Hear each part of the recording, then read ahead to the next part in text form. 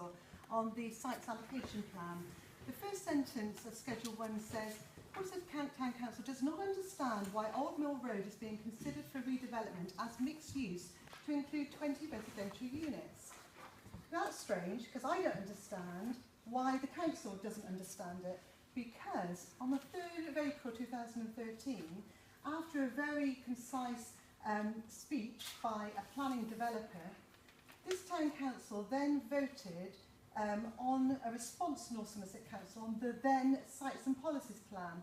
And in that, it's very clearly marked on here, DM51, proposed sites for mixed-use development. Proposal to redesign Old Mill Road, Town Council supported. So, I don't know why you say now you don't understand. I can understand the new people here not understanding, but not the councillors who've been on this council for many years.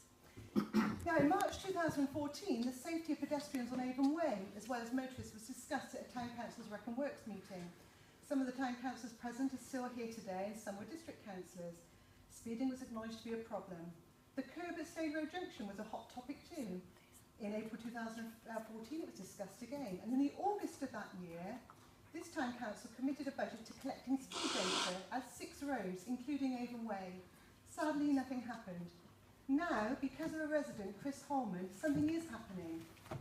And after a very successful meeting on Avon Way, which I attended, as well did the police and the Crime Commissioner, there is now a plan of action. And if evidence confirms speeding is a problem, the police have vowed to lobby North Somerset Council. I would just like to say, if it turns out their coffers are empty, I would like to think that this Town Council considered using some of the reserve funds that we have available. Also in 2014, filming council meetings was discussed in light of the legislation. This council knew then, as it does now, that council policy, recommendations and guidelines do not override legislation. I am surprised that Peter Burden complained in the press about his perceived intimidation of the public by the public, yet ignored his own very intimidatory behaviour and shouting merely because a member of the public during a 5-minute adjournment of the November full council meeting reported to the chair politely that the council's planning draft minutes were incorrect. At last week's planning meeting, Mr Burden also said that a non-declaration of interest was a police matter, and that's correct. I pointed out that it was correct, but I would like to think that councillors did what was right and not waited till we made a formal complaint to the police. I don't want our police using their valuable resources to investigate why councillors aren't declaring their interest. I pointed out that what one councillor does is nothing to do with the other councillors. It's your own responsibility. To which Mr Burden shouted across the room to me, "It has nothing to do with you either." I'm sorry, that is where he is wrong again. As members of the electorate, it has everything to do with us. If councillors, who, let's remember, represent the public and are accountable to the public they serve, breach their code of conduct. Disappointing as well that there's no progress on the skate park. Now, at the last month's planning meeting again, Janet Davey asked for an update on the skate park.